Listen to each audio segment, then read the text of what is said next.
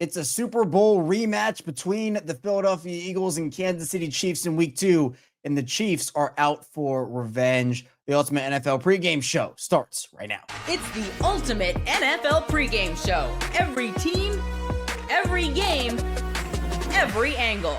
The local experts of the Locked On Podcast Network going head-to-head on every matchup. It's the Ultimate NFL Pregame Show. Unprecedented insight, unrivaled passion, and unsurpassed knowledge. It's the Ultimate NFL Pregame Show. The Locked On Podcast Network. Your team every day. Week 2 of the NFL is here, and we've got everything you need to know heading into the weekend from the local experts across the Locked On Podcast Network. I'm your host, Kevin Oestreicher. I'm the host of Locked On Ravens and one of the many NFL experts here on our network, the Locked On Podcast Network, your team every day. And from the prime time game of the Los Angeles Chargers and the Las Vegas Raiders in an AFC West showdown to the big 4:00 matchup between the Kansas City Chiefs and Philadelphia Eagles, to why that Bears and Lions NFC North battle is very intriguing and matters this week. We're going game by game to make you the most informed fan for game day. So let's start with a look at that 1 p.m. slate of games. And kicking us off this week is that NFC North battle between the Chicago Bears and the Detroit Lions. Both teams looking to pick up a big early season win, pick up a big divisional win. And we have Lauren Cox of Locked On Bears, as well as Matt Derry of Locked On Lions, taking it through everything you need to know. Matt Derry, Locked On Lions, Thursday crossover with Lauren Cox, Locked On Bears. These two teams squaring off Sunday at 1:00, of course, on Fox, noon Central Time. All right, Lauren, we've talked a lot about it, but what do the Bears got to do to get a win? What has to change, and how do they do it?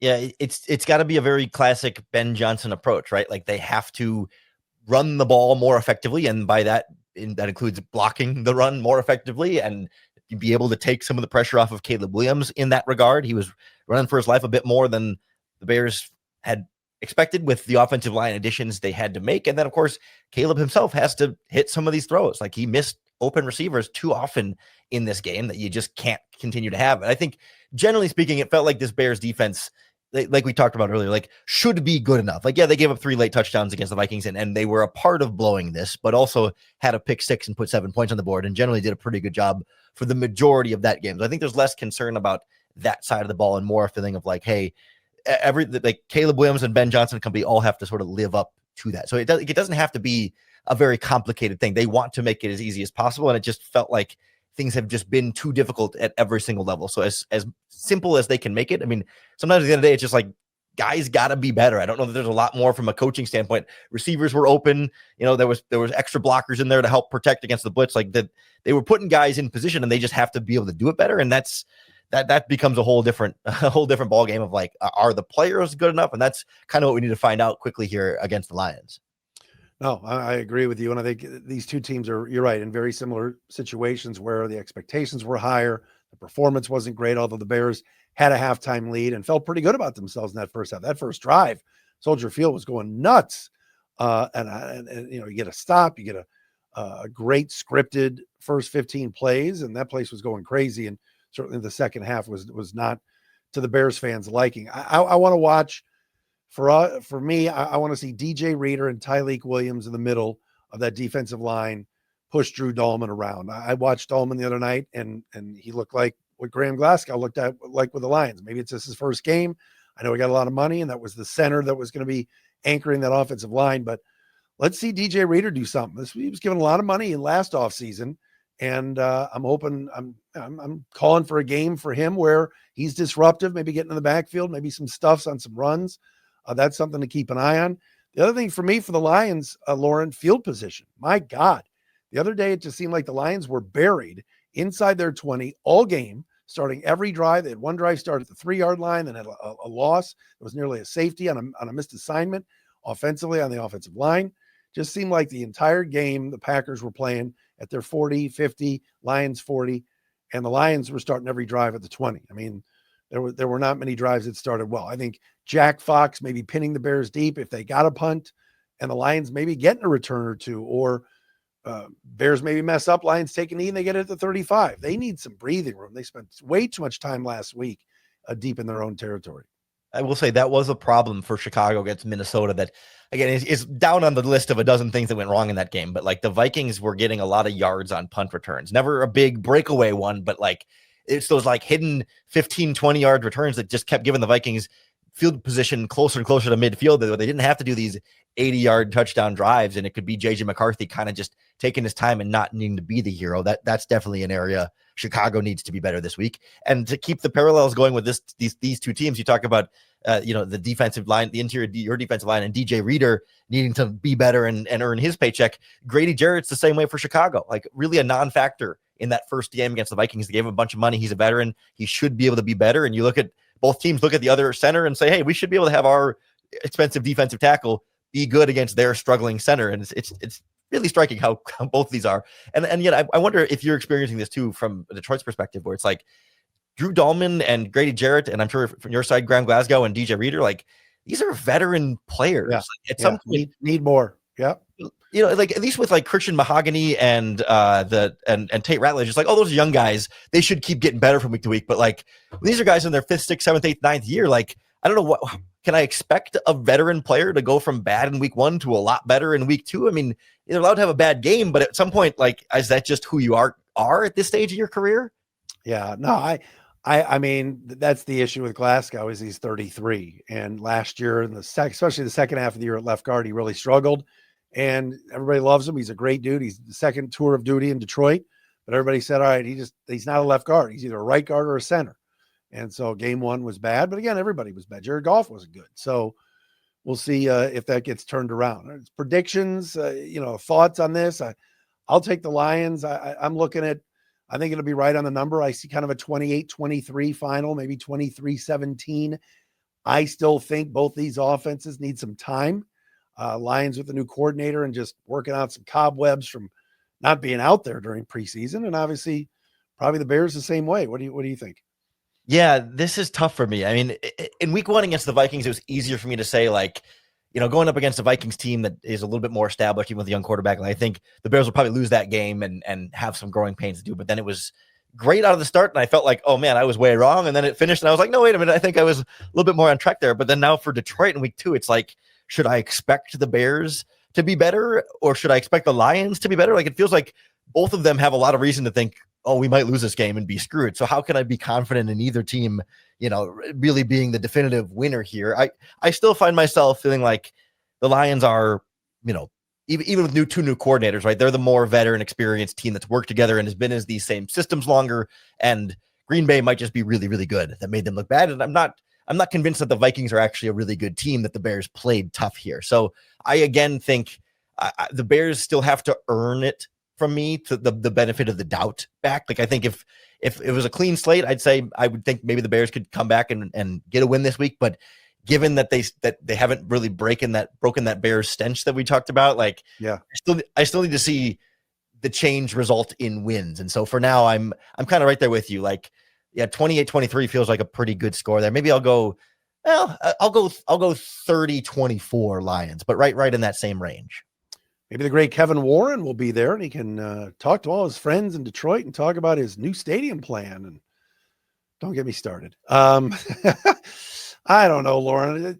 I get what the Bears are doing, but I thought, what's the plan? Has he changed the plan like 15 times? Wasn't he brought in to get the stadium deal done? What's going on with that?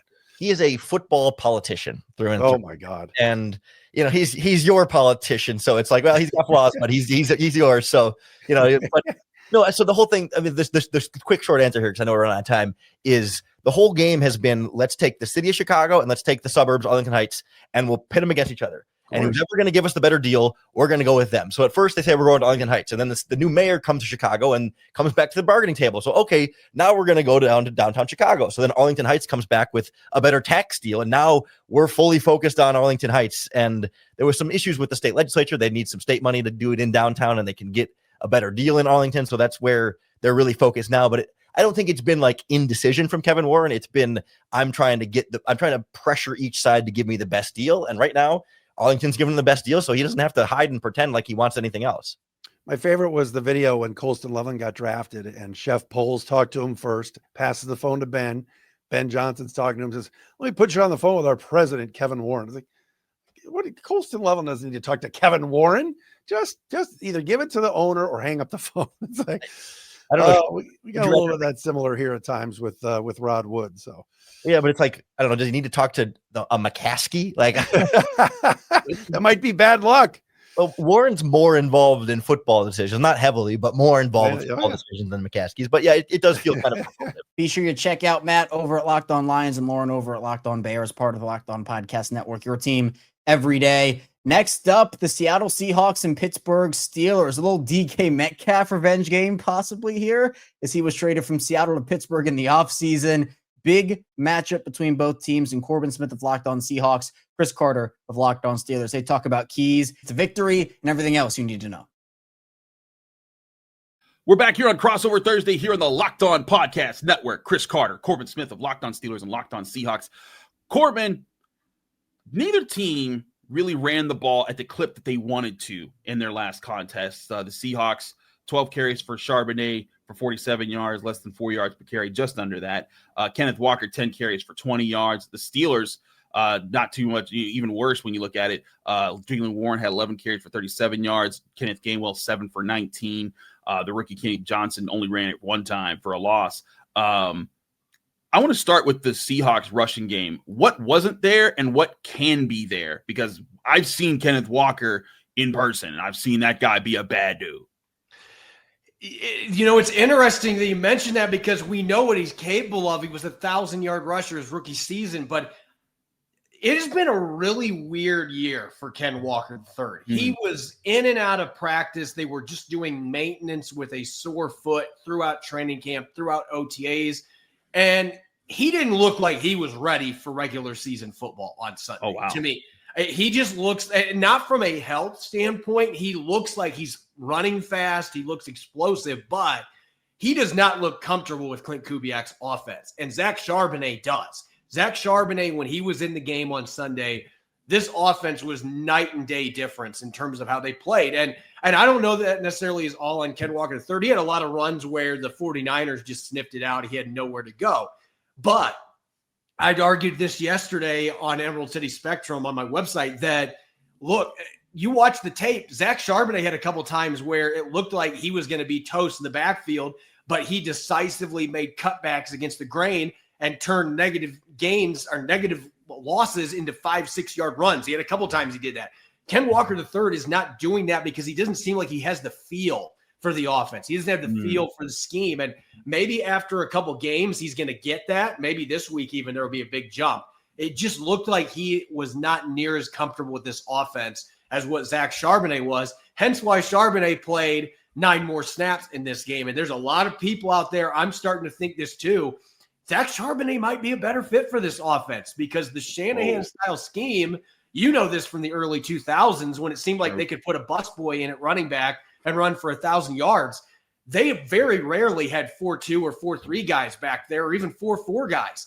Speed was not a big part of the equation. They wanted guys with vision that understood their blocking schemes and had the feel for when creases were going to open up. And right now, Zach Charbonnet is giving that more than what Ken Walker III is. But Walker is obviously the guy that's got the most juice and the most home run hitting ability there. So they're going to continue to use both those guys. I'm expecting to see a lot more zone this game. They ran 63% of their plays zone last year, but Kubiak was closer to 75% last year in New Orleans. I expect they're going to get more back to their bread and butter because, quite frankly, the blocking on those plays was a lot better than the gap scheme stuff this past week. That's where I think the Seahawks are going to be looking to improve on that front and then hopefully run some darn play action off of it. I hear you there. I think the Steelers want to do the same thing. Like I said before, Aaron Rodgers was able to throw the ball well, and I think he will be able to throw the ball well for a bit. But the Steelers want to put some good run tape on film because then people will respect their play action more as the year goes on.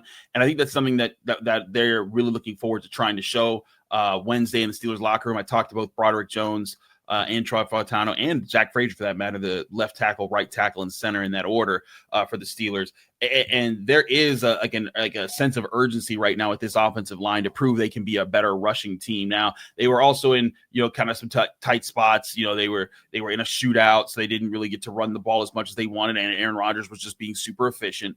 But I do think there's a recognition that, like, hey, they need to get things going on this offensive line to give space to guys like Jalen Warren and Kenneth Gainwell, because those are two quick, fast guys that you give them a crease, they'll hit it hard, and then they'll get the yards, and that'll set everything else up for the Steelers offense. But that did not happen really much against the Jets, and I think they do need it to start happening soon. If it happens against the Seahawks, great. It'll be another feather in their cap that they can rely upon and be like, hey, we have this in our bag right now, and to develop it. I think at some point they need this run game to develop for their identity, period. Whether it's, even before they get to Baltimore, before they get to Buffalo, and they get to they have a really serious gauntlet towards the end of the season. They need this run game to manifest. It hasn't yet. I'm not sure if it will fully manifest this week, but they need to see glimpses of it. The way that you're seeing glimpses of Charbonnet. Yeah, and I look at it from a Seahawks defensive standpoint too. Like, I know Aaron Rodgers threw 4 touchdowns this past week, and I know he was extremely effective.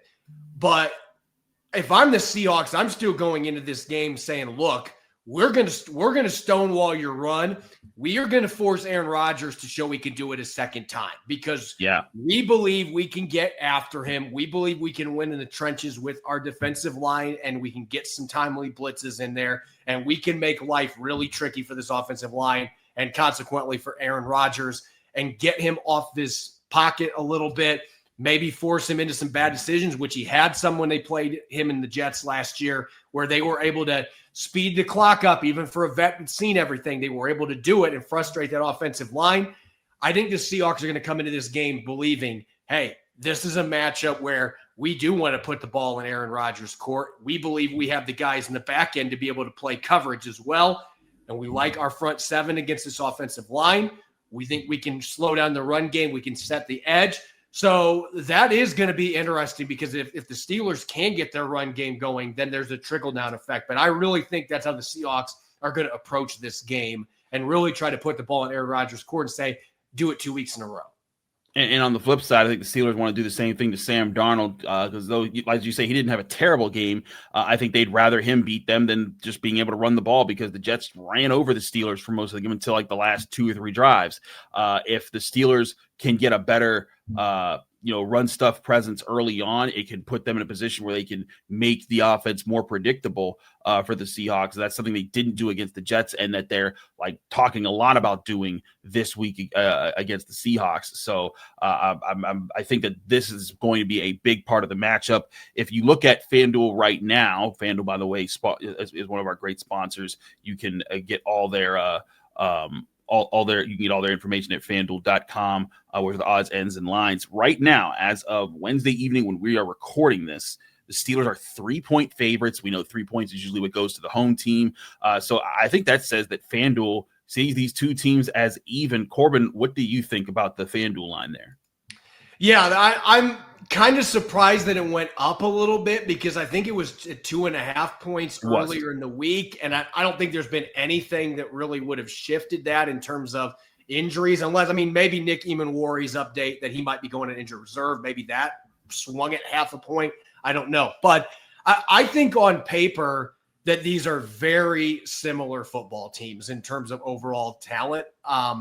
I would even make an argument, at least from Seattle's defensive perspective, that I think defensively Seattle has a better all-around defense. The biggest question is going to be, can the offense pick it up? Can they move the football and not have a 3-for-10 performance on third down? Are they going to actually run some play action off that run game that they are prioritizing so much? I just think that this is one of those games. Pittsburgh has been a really hard place for Seattle to win at over the years. This is a team that went 7-1 on the road last year. That's not indicative they're going to be that good on the road this year. History says otherwise, but I could see this game going either way.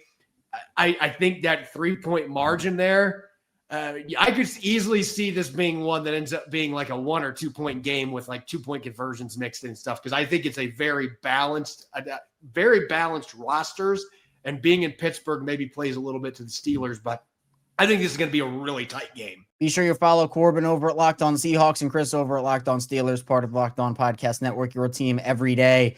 AFC North showdown, Cleveland Browns and Baltimore Ravens, the 30-year anniversary of the Ravens, as well as Joe Flacco's return to Baltimore. A lot of storylines in this game. Spencer Drummond of Locked On Browns and myself, Kevin Ostreicher of Locked On Ravens. We talk about what each team needs to do in order to pick up a big win. Continuing on with the Locked On Ravens and Locked On Browns crossover Thursday ahead of week 2. Kevin Ostreicher, Locked On Ravens, Spencer Drummond, Locked On Browns, still rocking out with you here. Want to again remind everyone today's crossover Thursday is presented by PrizePicks. Download the PrizePicks app today and use code Locked On NFL to get $50 in lineups after you play your first $5 lineup. All right, Spencer, let's get into a little bit of the predictions, keys to victory. If the Browns are going to pick up their first one of the season in an environment that is an AFC North road game, what do they have to do to win this one? Yeah, I honestly think they don't have to change much from what they did in week 1, which is what I think is interesting about. In a lot of ways, the blueprint you saw in that first game against the Bengals is going to kind of be their blueprint for the entirety of the season, but certainly in a matchup against another AFC North rival, another really good quarterback in this league. The idea here is you limit the damage from the quarterback, you limit the damage from Lamar Jackson, you ugly the game up a little bit, and you have some of these more elongated drives up and down the field where you're milking the clock, giving Lamar Jackson less possessions. That's exactly what played out this past week with Joe Burrow, where we were sitting there and we were like 3 minutes into the second quarter and we'd only seen 2 drives for the entire game because the Bengals' first drive took up 7:28 and then the Browns' first drive took up 9:50. So that's the type of thing you're looking for. You want long drives. You sort of manage the clock. You keep the ball out of Lamar Jackson's hands and you limit the damage. And if you keep that thing close, you give yourself a shot. And the Browns got to kind of hope that their kicker can make his kicks this week, and that some of those miscues, the drops, and some of the other things that just kind of unfold, and maybe you get a turnover and that helps the cause as well. But they got to hope some of those miscues get cleaned up, and that the offense can sort of finish drives with touchdowns and just put some more points on the board. Because I will say, like, 16 points, even if you add the extra 4 points that they lost last week. 20 points, probably not going to cut it against this Ravens team. They're too good.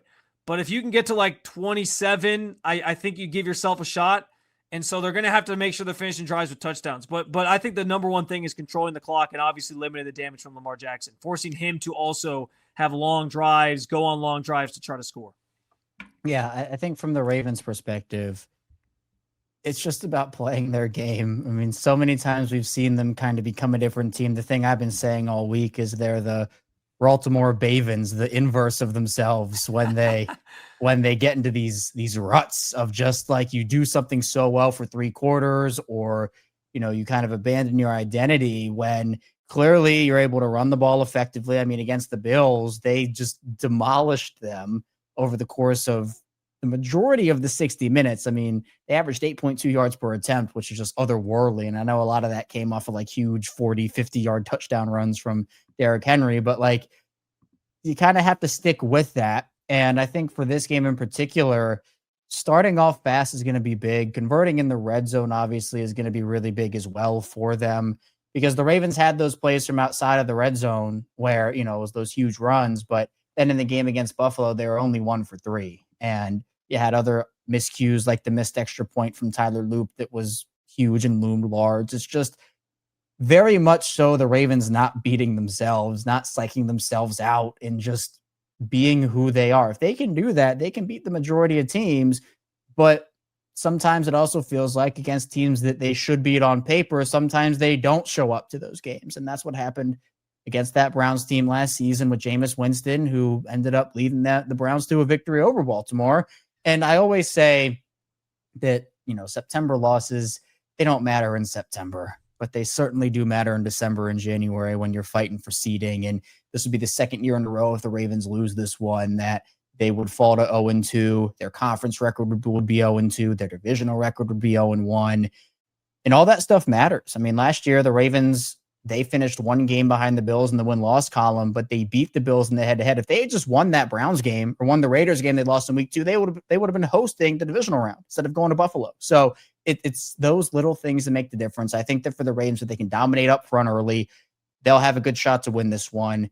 And I think it'll be a good game, Spencer. There's blowout potential in this one for the Ravens, but the Browns are a team that can hang around. I think everybody kind of expected, outside of the whole Cincinnati can't win week 1 games, like on paper, oh, that offense is going to go crazy. And the Bengals held them to 7 second half yards. Like, it was incredible. So do you think that this one's going to be close? Do you have any predictions? Doesn't have to be a final score or anything, but what do you kind of think? I'm kind of torn because part of me thinks that the Ravens are going to be so motivated from that game in week 1 to the Bills, how they lost. You know, Derrick Henry's going to be running angrier than he usually does, and he's already hard enough to tackle, that they're going to be able to just like pull away from the Browns here. But then I'm also conflicted because I'm like, hey, it's a divisional game. These things always tend to be closer than we expect. You know, when at least like the games matter. Like I said, that week 18 game last year was kind of like a fluky whatever. Browns didn't really care at that point. They were just quarterback and hoping something would happen. So I don't know. I like the spread, I think, is 11.5. Do I feel comfortable saying that the Browns stay within that? Yeah, because I think they can keep it within 10 points at least, you know, because it's again, it's the divisional factor there. But like I said, the Browns offense has to score more points than 16 to even have a shot in this game, and that's going to be sort of factor number 1 in how they try if they're going to pull out a win. But I'll say the Ravens still win because I think the world of this Ravens team. Got to respect the fact that they're a Super Bowl contender. They're very, very good. And so I can't pick the Browns consciously to win this game this week, but I think they cover that spread. And if you keep it within a score, then yeah, anything can happen, of course, as we even saw against the Bills on Sunday night. And maybe Joe Flacco has some magic left in him that he can pull a rabbit out of a hat in his old stomping grounds and help the Browns come home with a win. You can follow me over at Locked On Ravens. You can follow Spencer over at Locked On Browns, part of the Locked On Podcast Network, your team every day. Next up, we have an AFC East showdown. Lots of divisional showdowns to start off the Ultimate NFL pregame show here. The Bills and the Jets. Two teams that are, again, looking for big wins. The Jets fall just short to the Steelers last week. The Bills pull off a miraculous comeback against the Ravens. So Joe Marino of Locked On Bills and John Butchko of Locked On Jets talk about if Josh Allen or Justin Fields will come out on top. It is Crossover Thursday here on the Locked On Podcast Network. I'm John Butchko, the host of Locked On Jets, alongside Joe Marino, the host of Locked On Bills. A first of 2 times Joe and I will do this year. Jets and Bills, Sunday at MetLife Stadium, Week 2 action. Joe, give me a key to victory for the Buffalo Bills. Yeah, I think number 1 for Buffalo is to attack the Jets secondary. They gave up some production, obviously, to Aaron Rodgers and company, and I think that Josh Allen's hot. You know, obviously coming off of an MVP season, we saw him take over that football game on Sunday night, 250 passing yards in the fourth quarter, and I think there's opportunities. We talked about Brandon Stevens. I think Michael Carter in the slot. That's where Khalil Shakir typically works. I think Tony Adams has kind of been a slumping player. There's some opportunities there.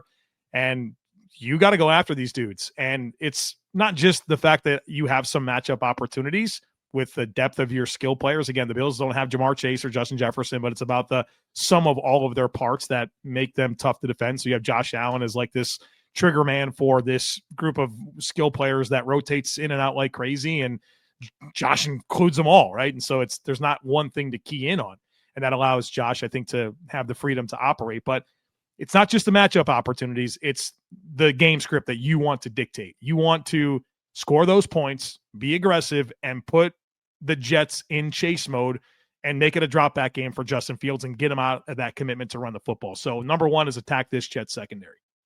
It goes hand in hand with my number 1 key for the Jets, and that's they have to clean up the coverage busts that plagued them last week. Almost everything Pittsburgh did on offense effectively in that game in week 1 was the result of the Jets making a big error and of Steelers receiver running free. It was happening all day. When the Jets got to Aaron Rodgers, when they covered, forced tight window throws, Pittsburgh really struggled. You know, and Jets fans know this, that Rodgers at this stage of his career, he's still got the brains. If you bust a coverage, he'll make you pay for it, unlike any other quarterback in the league. He doesn't really have the ability to create on his own at this point. That is not true of Josh Allen. You can play perfect defense, and Josh Allen will find out ways to beat you. So if Josh Allen makes a great play, you tip your cap. You can't give Josh Allen gifts. And Joe, I think part of this might be the Jets might need to simplify their defenses, because a couple of the coverage busts I noticed with Michael Carter when I reviewed the film, he was kind of faking blitzing. He was showing blitz. I think they were trying to get into Rodgers' head. And then he wasn't really sure what to do on the play. Like there was one time he, didn't drop to the right place. I think there was one time he kind of messed up like a pattern match concept. There was a missed tackle on a quick pass to DK Metcalf where he took a bad angle where he was kind of out of position. So maybe some guys in this Jets secondary were thinking a little bit too much. Maybe they were a little confused about their assignment. I think they have to clean up the coverage bust, but part of that might just be simplifying what you're doing on the defensive side of the ball. Joe, give me key number 2. Yeah, I'm interested to see how much they alter, because Aaron Glenn, like, stubborn to a fault at times with Detroit with man coverage and blitzing. And so, all right, what does that look like? I'm curious to see. So my number 2 thing is have the right plan to defend the run. And the Bills have typically been a team that presents a lot of light boxes against the run, and in fact, invite the run because, like, in terms of EPA per play, pass plays are much more influential than run plays, and they want to take away the pass. That's their priority. But last week against Baltimore, they showed a willingness to play in not light boxes. They had a lot of neutral and stacked boxes. In fact, they were 8th fewest in the NFL in week 1 in light boxes presented. That's different. That's not normal for the Bills defense. The Bills also played some base defense where they had 3 linebackers on the field, 33% of snaps, and that's a 30% jump from where they typically are. They're usually less than 3% of plays in 3 linebacker sets. And so we'll see what type of personnel groupings the Jets want to put on the field, but I think you have to continue to show that appetite to play 3 linebackers, to not live in light boxes and take away that run and say, hey, if you're going to score points on us, it's going to be because Justin Fields dices us up, and you can live with that. And so I think you got to prioritize taking away the run and dare Justin Fields to beat you as a thrower. I think that's going to be one of the stories of the Jets this season, how they deal with it when teams do that. My second key for the Jets is they need to handle their defensive line rotations better. Twice in the second half, the Steelers caught them with too many backups on the field. Aaron Rodgers caught them early in the second half with all 4 of the starters out. They had 4 backup defensive linemen, and he ran no huddle. And the Jets tried to make a substitution on the 3rd down, and Rodgers snapped the ball quickly, got a free first down because the Jets had too many men on the field. Last guy couldn't get off the field. It happened again. The next series, Jets ended up with 3 backup defensive linemen on the field. This is not the Jets defensive line of 2-3 years ago. At the defensive end position, you don't have John Franklin Myers and Jermaine Johnson starting with Bryce Huff and Carl Lawson behind them. There are 3 above average defensive linemen on this team right now: Jermaine Johnson, Will McDonald, and Quinnen Williams. And I think you have to be very deliberate, and you have to stagger their breaks. You can't have all these guys off the field at the same time, because I'm sure Josh Allen and Joe Brady saw the film last week. I'm sure they saw what happened in the second half when they took all the big guys off the field, and they saw what Aaron Rodgers did with that. And I would expect that they will attack, and the Jets defense will be very vulnerable if this happens again. I think it's a good call out by you as well. Number 3 for me, John, is let your experience shine as a football team. It's year 9 of Sean McDermott. It's year 8 of Josh Allen. It's year 1. It's game 2 for Aaron Glenn. And they're teams that are in really different parts of their life cycles. And I think you've already seen and felt Aaron Glenn's intentionality in changing things. And I mean, they released Xavier Gibson. They traded for guys that are going to be part of the mix, already are part of the mix on the doorstep of the season. Nothing is safe. Like, nobody should feel safe with the Jets. And I think you have to use that to your advantage if you're the Bills. So you have a locker room that is trying to prove themselves to this regime to, be part of the answer. And within that, I wonder if they're going to be able to play free and loose and be themselves if, they're one mistake away from being cut after 1 game. So I think that vantage point is very, very different. And I'm not saying Aaron Glenn's wrong, but with anything that he's doing, but it is the nature of where the Jets are at in game 2 under him. And you have a Bills team that's, had a ton of success. They know how to win football games. This is a Jets team that's trying to figure that out and learn that. And you saw them make critical mistakes in a game that they could have won against Pittsburgh. And so I think you let your experience shine in this football game and obviously be aggressive, make plays, but also be aware of the possibility that the Jets are young and new together. And certainly have a pathway to beat themselves a little bit too. So let your experience shine, your know-how shine in a game like this. All right. My third key for the Jets, and it kind of goes hand in hand with one of the themes of this episode. I think the Jets really need to test the Bills running the zone read, because I thought the Bills had some issues against the Ravens run game, but particularly they struggled against the zone read. There were a couple of times where the unblocked edge guy, kind of over pursued, and Lamar Jackson was able to pull it and run. There were a couple of times the Bills tried like a scrape technique where the unblocked end flies in and tries to tackle the running back, and then you have a linebacker loop around to take the quarterback. Ravens had an answer for that when the Bills tried it. They had Mark Andrews go and block. Now, look, everybody knows the Jets are going to try and run the ball with Justin Fields in this game. Everybody knows there's going to be a healthy diet of zone reads. I'm sure the Bills have been working on it all week. I wouldn't be surprised if they corrected the issues that were there, but you have to test it out. You have to show them that you have to make them show that they fixed it. And it goes hand in hand with the Jets' strength as an offense. This is a team that's going to run the ball first, second, and third. This Jets team is going to try and avoid passing the ball unless it's absolutely necessary. And we know the quarterback's going to be a key part of the run game. So, I think it's just a basic comment in the NFL. If your opponent showed a weakness last week that meshes with your strength, test it out, make them show they can stop it. You can find Joe over at Locked On Bills and John over at Locked On Jets, part of Locked On Podcast Network, your team every day. Coming up, second part of the Ultimate NFL pregame show, we will round out the 1 p.m. slate. Lots of great games to get to. Stay tuned. A lot coming your way on the Ultimate NFL pregame show.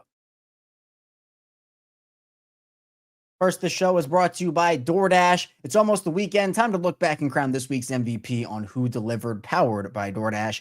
Just like you can win every Saturday with DoorDash Streaks, saving more every time you order, these players delivered when it mattered most. Let's break it down. For the Bills, Josh Allen delivered in a big way. Obviously, the fourth quarter comeback, down 15 points. Even when Bills fans were leaving the stadium, Josh Allen, he continued to ball out. And when the pressure was on, he absolutely came through. No hesitation, no delay. And we know that Josh Allen is an incredible quarterback, up there with the best of the best. If you've watched Josh Allen week after week, this performance, this was not a fluke. Josh Allen is on a streak. And just like Josh Allen delivered for the Bills, DoorDash delivers your Saturdays with DoorDash Streaks. You save every Saturday you order, stack it up all season, and you could save up to $250, including $100 in DoorDash credits. Order this Saturday. Keep the streak alive. Fuel your game day only with DoorDash. Terms apply. Promo period through 11/18. Moving along on the Ultimate NFL pregame show, Kevin Oestreicher still here breaking down all of the Sunday action for week number 2. Lots of great games. We already had the Green Bay Packers and Washington Commanders face off on Thursday night. We're breaking out all the Sunday action with the help of our local experts across the Locked On Podcast Network. Let's wrap up the 1 p.m. slate of games, starting off with another AFC East battle between the New England Patriots and the Miami Dolphins. The Dolphins, they did not look good in week number 1, and the Patriots are hoping to send them to 0-2. So Nick Cattles and Kyle Krabs talk about which team's going to win. Nick, I would be a horrible host if I went first here. Oh. I'd like to give you the floor. This is your first AFC East crossover here with us on the Locked On Network. So I'm making sure that the hospitalities, unreasonable hospitalities, we say on the Locked On Network, right? Go ahead and give me 3 matchup keys to victory for New England, and then maybe a pulse check on the confidence meter of what those may or may not be. I appreciate the hospitality. I don't know how anybody talking about this football game on either side could be confident, honestly, right? I don't. Right.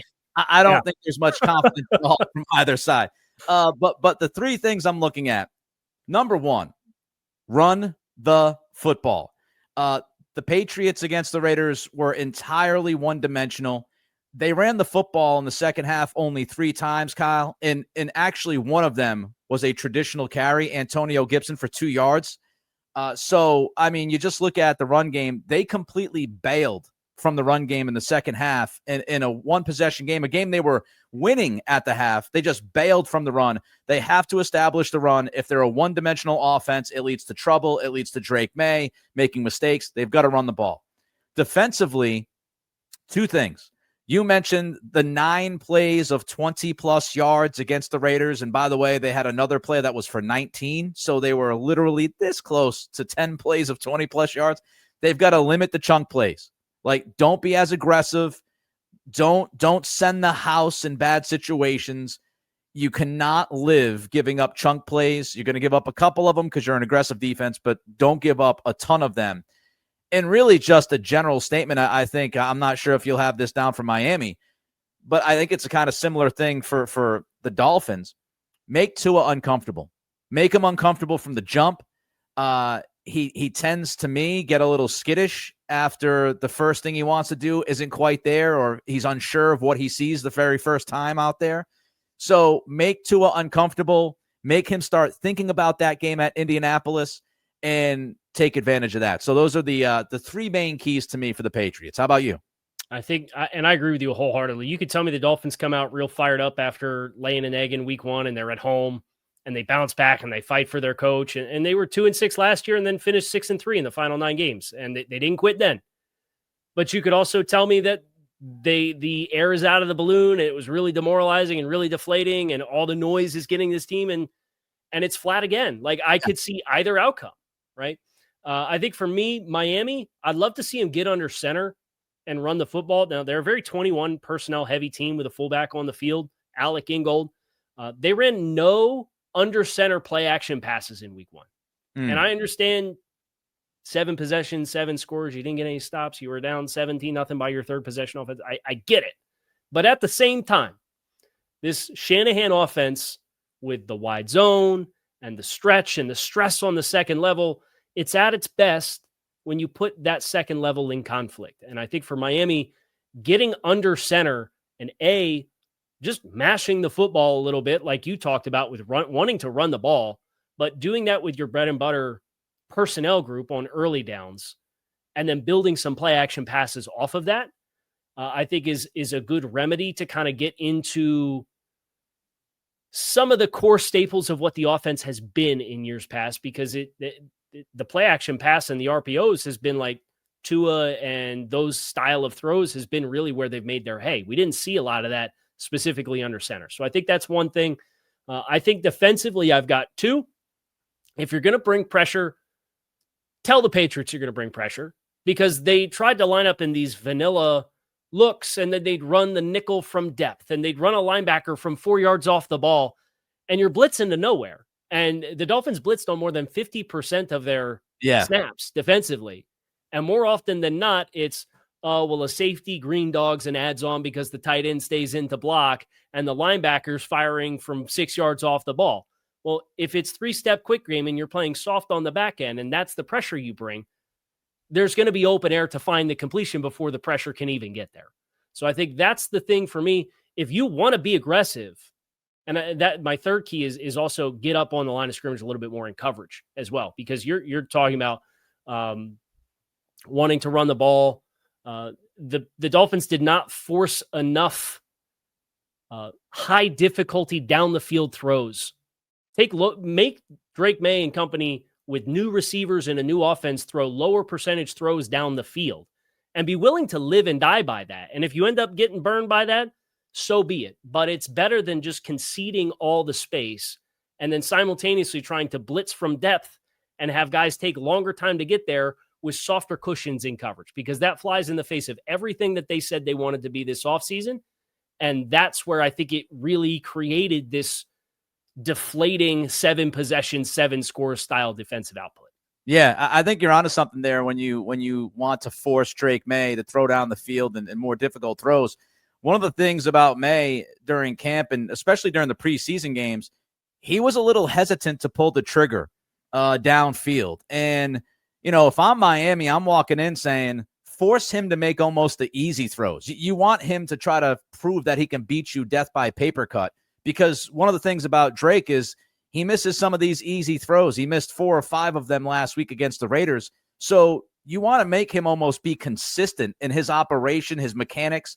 And if you force, if you're taking the underneath stuff away from him and forcing him to beat you over the top, he has that ability, but will he be comfortable pulling the trigger, or will he be hesitant? And then that starts to cause him to overthink. And then that's when you have some of those mistakes and easy misses.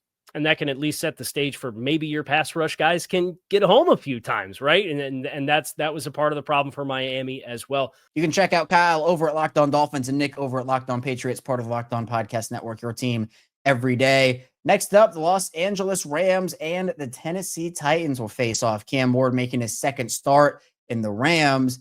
They are looking to continue to build off of their week one. So Travis Rogers of Locked On Rams, as well as Tyler Rowland of Locked On Titans, talk about the Matthew Stafford versus Cam Ward quarterback battle.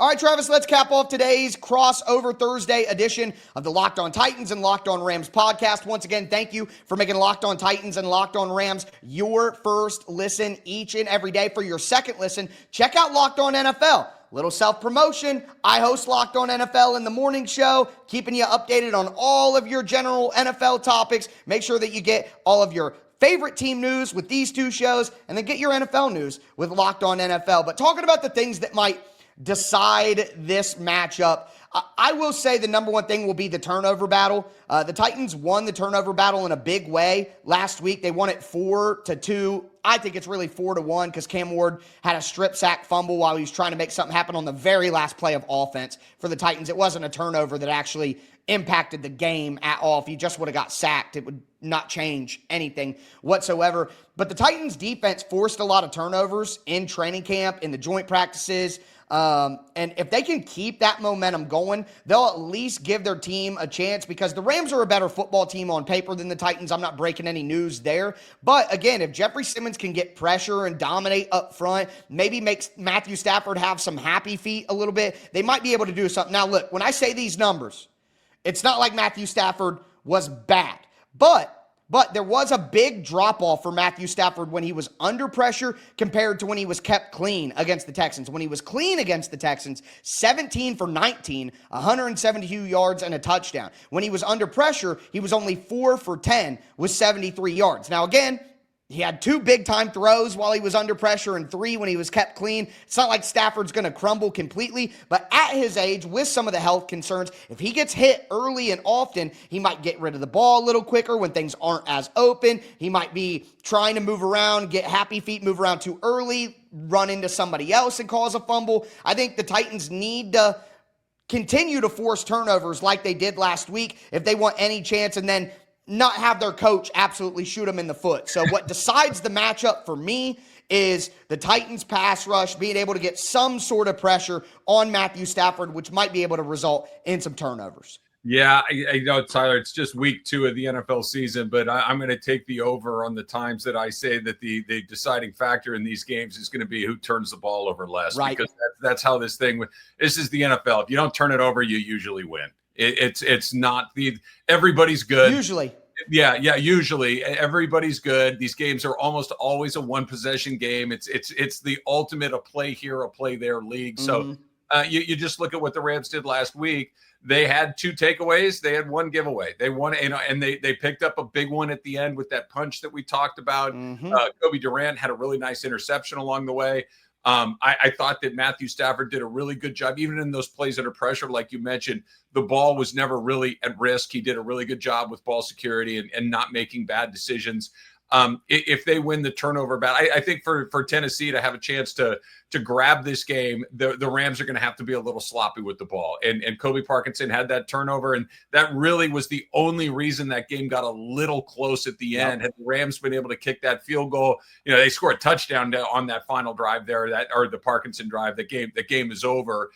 Instead, it gave the Texans a little bit of life. The Rams made a big play defensively along the way, but write it down. 2 out of 2 for me when asking about the differences. It's whoever turns the ball over less, I think, has a big advantage, and I'll go with it again this week.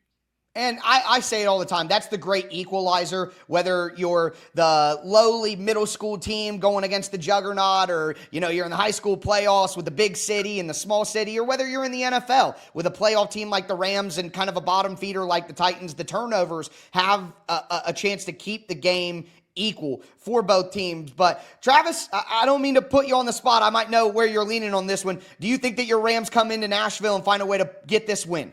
I do. I think that the Rams, we've been breaking down the schedule kind of in quarters. As difficult as it is to divide 17 by 4, we're taking it in quarters.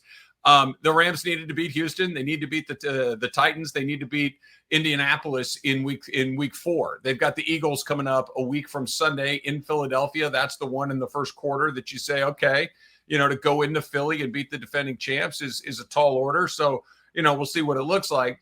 But I think that the Rams have done interesting enough. I'll back up a little bit here, Tyler. The last 2 seasons, the Rams have gotten off to incredibly slow starts. Last year they were 1-4. 2 years before that, they were 3-6. They really dug themselves some deep holes. Now they were able to dig out of it both times and end up in the playoffs. They've been a really good second half team, but the year they won the Super Bowl a few years ago, they got off to an 8-0 start. When they can put a little money in the bank, when they can find a way to rest their guys when it's necessary and, maybe nurse some injuries along the way, what they've been really good at in Sean McVay is winning the games you're supposed to win. This is a game they're supposed to win. I expect them to.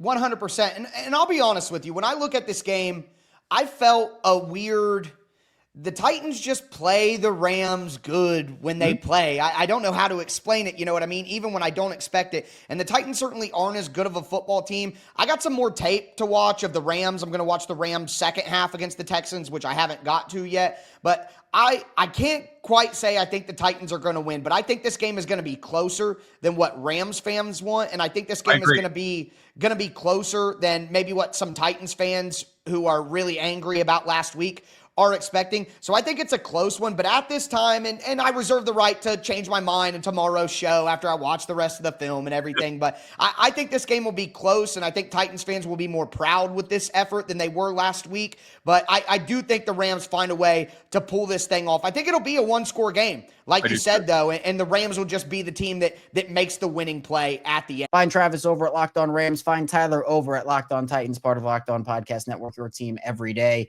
NFC East, a battle of 2 0-1 teams, the New York Giants and the Dallas Cowboys. We're going to see which team's able to pick up their first win and which team will fall to that unfortunate 0-2 start. Patricia Traina of Locked On Giants and Marcus Mosher of Locked On Cowboys. They get you ready for game time. Welcome back to this crossover edition of the Locked On Cowboys and Locked On Giants podcast. We'd like to thank you for making us your first listen of the day. For your second listen, get a double dose of the Locked On NFL podcast. Tyler, the Madman Roland, gives you a shot of espresso to start your football day. And then our guy, Tony Wiggins, takes you into the barbershop for the smoothest breakdowns to end the day. Find Locked On NFL on YouTube or wherever you listen to your podcasts. All right, Patricia, what do the Giants need to do on Sunday to get their first win of the season? Yeah, I think from an offensive perspective, they've got to run the ball. I mean, the Cowboys, they allowed 158 yards against an Eagles team, a Saquon Barkley-led Eagles team. The Cowboys' run defense, from what I can gather, not what it used to be. The Giants, believe it or not, their running game, non-existent. And that problem was the interior of the offensive line. The guys weren't opening holes, and then they weren't getting to the second level and just clearing out bodies and whatnot. The Giants' running game was atrocious. And I'll give you some numbers. Last week against the Commanders, the running backs ran 15 times out of the 23 total rushing attempts, 30 out of the 74 yards, right? 2.0 yards per attempt. That ain't going to cut it. No. Okay. The Giants running backs only forced 2 missed tackles, again, because they weren't getting the push up front. They averaged 0.13 yards before contact, 1.86 yards after contact. That all via True Media, by the way. So the Giants, if you can get the run game going, now maybe you set up play action. Now maybe you set things up to where you can take a few shots deep down the field because, you don't have to worry about being having guys in the box, crowding the box. That's got to be, I think, objective number 1. Objective number 2, from the defensive side of the ball, it's, same old. Get after Dak. Don't let him burn you with his legs. That's where he's most dangerous. Never mind the passing. They can corral that if they need to. I think they have the guys to do that. Paulson Adebo, I mentioned. Tyler Newman's back. Javon Holland is a new addition. They did a good job, I think, overall, corralling the Washington passing attack. But Dak Prescott, he's a totally different animal. This is a guy that if you let him burn you with his legs, you're gonna be in for a long afternoon. Yeah, and now Dak doesn't run as much as he used to, but it's just part of his game now where it's like if you blitz him, he's so good at like getting outside the pocket And that's where he can be really dangerous. It's like he scramble out to his right, make a big play down the field. And we saw him even against the Eagles last week. Like, he's not the same athlete that he used to be because of some of the lower body injuries, but he's become a really smart runner. And honestly, that's almost more important now. It's like, okay, it's 3rd and 4. He's going to take off and get 5 yards, and it's not going to be sexy or anything like that. He's just going to do what needs to be done. He's had so much command of this offense now, and that's the thing for the Cowboys. It's like, you've got to start fast. They started fast against the Eagles, and it kept them in this game. What you don't want to do is get behind in this game, get behind a touchdown, 10 points, and then get into a situation where you have to pass the football, because that's when Abdul Carter and Brian Burns can just pin their ears back and go. So it's getting an early start, running the ball, and then just don't let Russell Wilson make the big plays down the field. Like, what you want to do, and this is where Matt Eberflus defense, I think, should line up well, is you want the Giants to put together 10, 12 play drives, because eventually you're hoping that a mistake happens. You don't want those moon balls to Malik Neighbors or Darius Slayton down the sideline. Like, that's how you let this game slip away. So I expect the Cowboys to allow Wilson to dink and dunk if he wants to, make him stay in the pocket. That's how I think they're at least going to try to play this game. We'll see if it works. And the last thing I want to mention, Patricia, like, you are a 6-point favorite. The Cowboys are 6-point favorites. Don't throw away this game with turnovers and penalties. And that's what they did last week against Philadelphia. Like, they are not good enough to overcome those kind of back-breaking mistakes. If you do that against a lesser Giants team, you're going to lose and be an 0-2 and be in an awful spot going into week 3. I feel like we could say the same thing, because the penalties, the mistakes, they have all come back to bite the Giants, not just, this past week, but last year. And I've said the same thing about the Giants. They're not good enough at this point to overcome those mistakes. So nobody's going to play a perfect game. This doesn't exist, but you want to minimize the mistakes. And, look, I go back to last week, how the Giants had 6 tries inside the 5-yard line, and they couldn't punch the ball into the end zone because they kept shooting themselves in the foot. So you can't have that. And that's another key, just real quick, the red zone productivity. The Giants have been awful in the red zone the last week and last year. That's got to be addressed. I'm trying to envision what Cowboys Twitter is going to look like, and the same for Giants Twitter. If they lose this game and go 0-2, it's not going to be fun, Patricia. It's going to happen to one of these teams. We're each hoping it's not our team. Be sure you go support Patricia over at Locked On Giants, and of course support Marcus over at Locked On Cowboys, part of the Locked On Podcast Network, your team every day. The San Francisco 49ers and New Orleans Saints. The 49ers coming off of a big win in week 1, and the Saints, well, they're looking to avoid that 0-2 start. So Ross Jackson of Locked On Saints, Brian Peacock of Locked On 49ers, they talk about which team will come out on top. All right, everybody, we're wrapping up this crossover Thursday edition. Brian Peacock from Locked On 49ers, Ross Jackson, Locked On Saints. Brian, finish this sentence for us. The San Francisco 49ers win if... I've got a 2-parter. The first part of it is if they're able to run the football. If they are able to create space, that's going to be the plan. They're probably not going to try to go out there and air it out and win the game that way. And, if you can run the ball, Christian McCaffrey, that's the first plan. After that, Mac Jones, don't throw it to the wrong team, right? I think that's the big one for me is Mac Jones turnovers. That's a quick way to lose this game.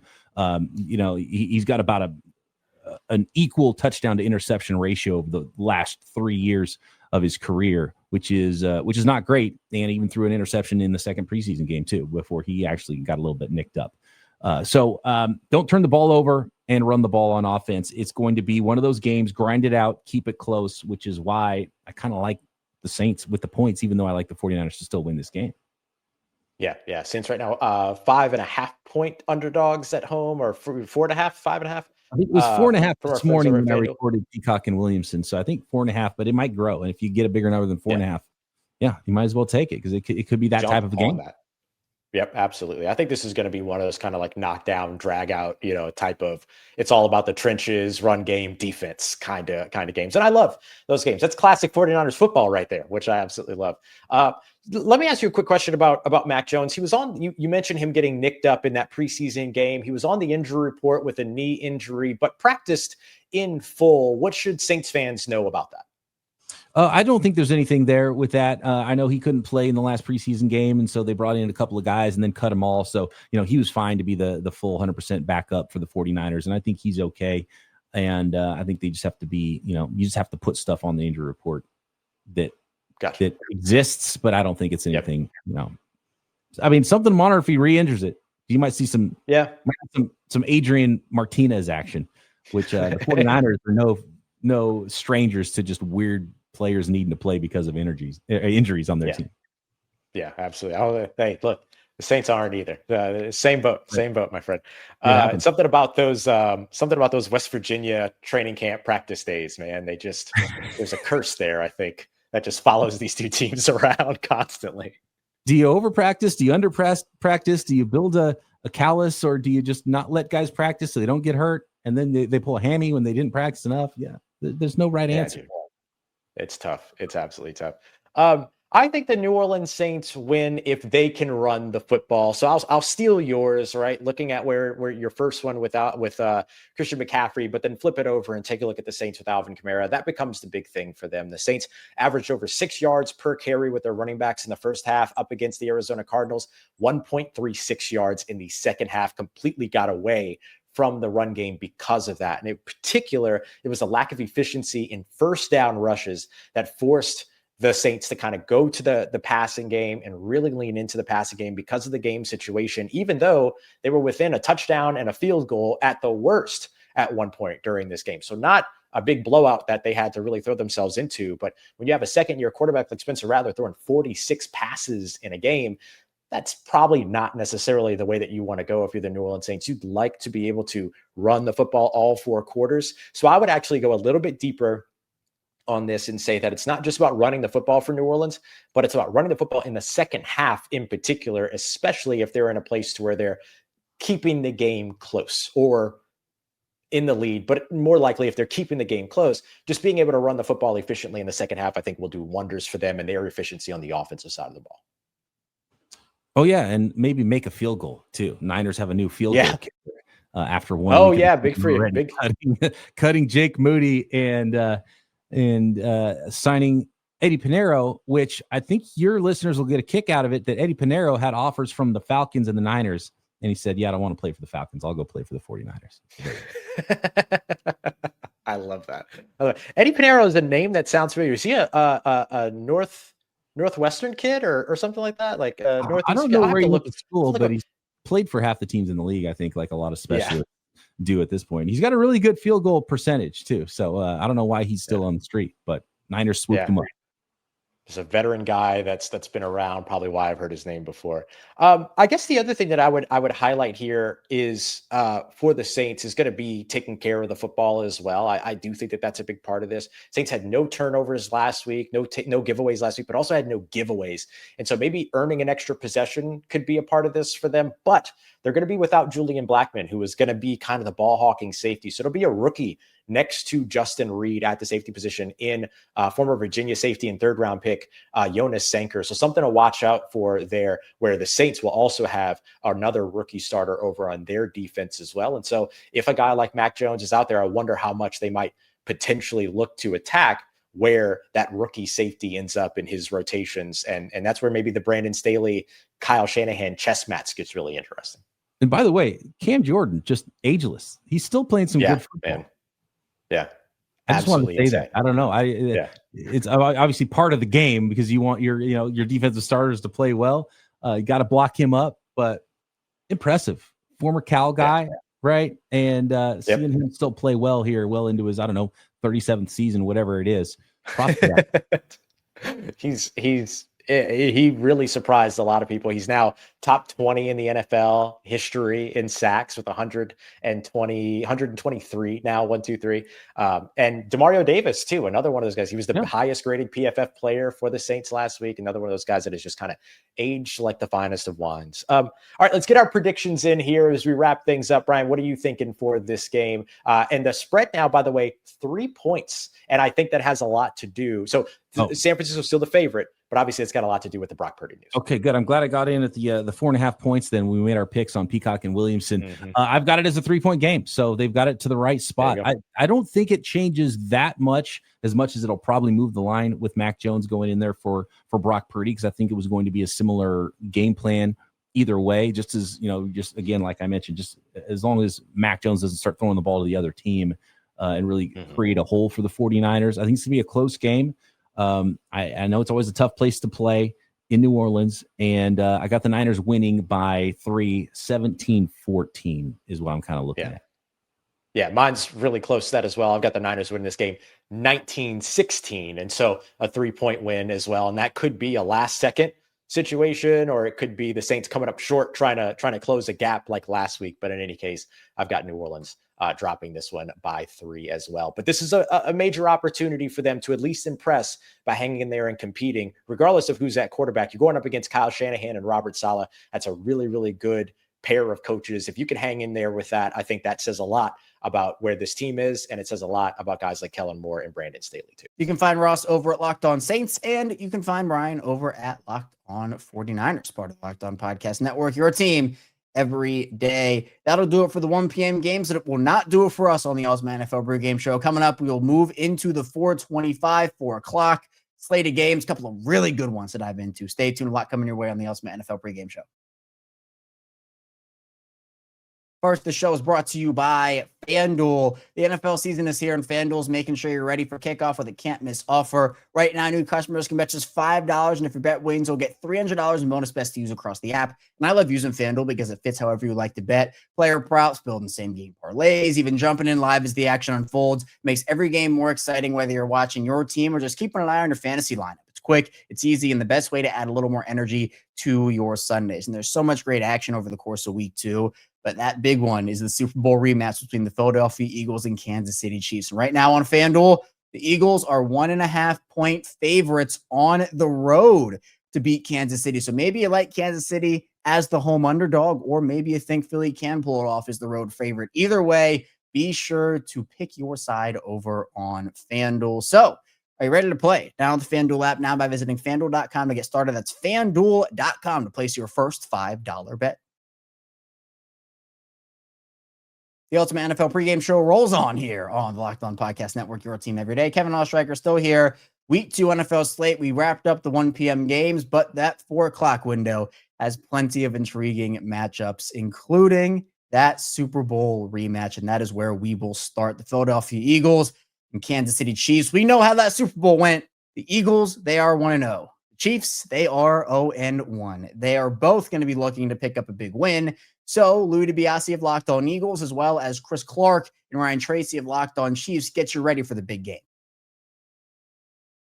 Don't get me wrong. I absolutely love that we are in week 2 of the NFL season, but this is the game that I had circled.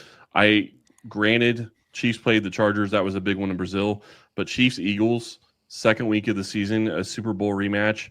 This is what is going to show you who has the opportunity to go back to, challenge for another Super Bowl. If Kansas City falls to 0-2, that is a huge disadvantage to them. How do the Eagles beat the Chiefs this time around? Again, Louis. Yeah. I think it's honestly, and I hate to beat a dead horse, but it's the same blueprint as how you won the Super Bowl. You need to win with the pass, and you need to win against the pass. I think the Chiefs are going to double down yet again and try to stop Saquon Barkley, have a lot of stacked boxes. The Eagles played with a lot of reduced splits last game, so it was easy for the Cowboys to really get close to the line of scrimmage and not be spread out. If they do that again, I think Spags is going to say, let's see you do it again, Jalen Hurts. Let's see you beat me as a passer inside the pocket. I'm going to throw different pressures your way. I think Dallas did that after the lightning delay, and they had a lot of success. They threw some corner blitzes at Jalen. The offensive line struggled to pick it up. I think he's going to have to win again by pushing the defense back, by throwing. He's going to have to throw more to A.J. Brown. A.J. Brown cannot touch the football only once, and it was the final drive. If they're going to win this matchup, Devontae Smith has to have more than 16 passing yards, especially Dallas Goedert. I don't know if he's going to end up playing in this game. He's got a knee injury that he's battling. So they got to win with the pass and win against the pass, because Kansas City, number 15 is still there under center in shotgun. And I think if you can get to Patrick Mahomes, you can win the game. But if he's making plays outside of structure, like kind of like he was heating up in the second half last week, that's going to be a close one. I think the Chiefs, like what you saw last week, even in a loss, is they're still able to really stop the run, and Mahomes can make things happen. So I think you got to win with the pass and win against the pass. I'll flip that for you too, because I think one of the most important aspects of this for Spagnuolo is to figure out the left-hand side of his defense. Because, and you correct me if I'm wrong, because as I watched that game, more and more it was Jalen throwing right. Everybody seemed to be catching balls to the right. There's no Trent McDuffie over, at least normally there is not. He's going to man the other side. So who is their left corner? Can they get play out of Jalen Watson, out of Noah Williams, the rookie? Possibly. We don't know. CRW was off the map in week 1. You might even get reps out of him. They have to find an answer to defend that portion of the field in order to stop Jalen and maybe make him look somewhere else. I expect them to attack really heavily out the gate. The first 15 should be pointed to that opposite corner very often. If they can find a way to stop that, I think that sets them up for the rest of the game, but that's not the only key. When I look at this game, you talk about stopping the pass and playing the pass. I'm going to look at it from the perspective of, and I'm going to take Ryan's on this one a little bit. Yeah, they have to run. The Chiefs have to run. Like, I'm not saying they have to run the ball, 30 times, but they have to be consistent. They have to establish a running game, because looking at this offense, this offensive line has some road graders on it. It has some people that can get out and block in the running game. But you also are in a situation where, with all the injuries at wide receiver, and with the fact that you have Hollywood Brown as your number 1 wide receiver right now, probably for the next 2 or 3 weeks at least, you can't put him in a situation where he's going to have to get 15 targets a game, because then he's not going to be healthy, and your number 1 wide receiver is Juju Smith-Schuster. That is not what you want if you're Kansas City. They have to establish the run in this game, and they have to be able to stop Saquon Barkley. I think that they will try to do that. The question is, can they do that? They're not going to have the same defenders that they had the last time they played Saquon. And if you look at the offense that Philly should be able to run with the wide receivers that they have, they're not going to be able to stack the box as you would want to be able to stop Saquon Barkley. So to me, the running game in both for the Chiefs and the Eagles is going to be a huge key in this game. Yeah, the good thing is for the Eagles, Jalen Carter is playing in this football matchup. Yep. He is not going to be suspended. The NFL fined him $57,000, which is for him a game check. They basically said he was suspended against Dallas because he didn't play it down. So they do get their best defensive tackle back. But I will say, like Javonte Williams and Miles Sanders, for as bad as I think that Cowboys running attack is going to be this year, they did have success in the first quarter. Javonte Williams had 2 rushing touchdowns. Miles Sanders, before a bad fumble, had a huge rushing attempt for like 40-plus yards in the third quarter. So the Eagles actually uncharacteristically gave up some yards in the run, but Jalen Carter coming back is obviously going to be huge for that.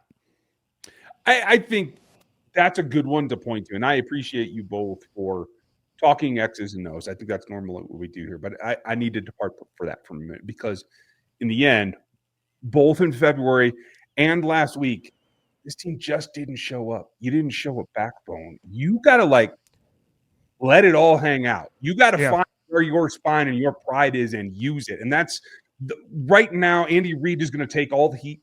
Say, I didn't get these guys prepared. It's the players that go play. And you can't show out like that again. You can't show up and let the Eagles knock you into the dirt yet again. So for me, it's do you bow up? Will you take on that? And maybe you're right. Maybe they are a little bit more susceptible to the run. Will you take that on yourself and run the damn ball more? That's what we have to get to. And I know I had to get it in there because Chris already stole my thunder on that particular topic. But it's more about how they go about it than necessarily what they go about. That's fair, yeah. Ryan hates it when I talk about the running game and he doesn't get the chance to. But I get it on both sides. I mean, you look at this, and Kansas City's offense and defense to an extent didn't show up in week 1, and you absolutely cannot do that playing the world champions. And not only are you playing the world champions, you're playing a team that stole a chance of going down in NFL lore from you. And they didn't just beat you, they whooped you. 40-6. I refuse to believe the real score. It's 40-6. Easy now. You don't have enough? Is that what you're telling me? Sorry. You're right. Hey, we all got rings here, right? There is respect. Yeah, right. You were even saying it earlier. I think these teams respect. I don't know if there's really like bad blood between the teams. So it's a fun rivalry. It's not like Cowboys Eagles, that's no, for sure. you don't. Definitely not. You definitely don't get this a lot in the NFL, where these like out of conference rivalries. It's very NBA kind of, in my opinion. So it's kind of neat to see. And like I said, like the Jalen Hurts Mahomes thing, like you don't really get that often either, where guys are constantly going at it in big games and championships. So you get that a lot in like the AFC, Brady versus Mahomes, Allen, or yeah, I mean even Brady versus Manning, Allen versus Mahomes. But to have it outside of the conference is kind of neat. Be sure to follow Chris and Ryan over at Locked On Chiefs and Louie over at Locked On Eagles, part of the Locked On Podcast Network, your team every day. Next up, the Broncos and the Colts, two teams looking to go to 2-0. Big matchup. The Broncos got the best of the Titans, and the Colts made the Dolphins look like they were a college team and not in a good way. So you have Sarah Bedinger of Locked On Broncos. You have Zach Hicks of Locked On Colts. They get you ready for game time.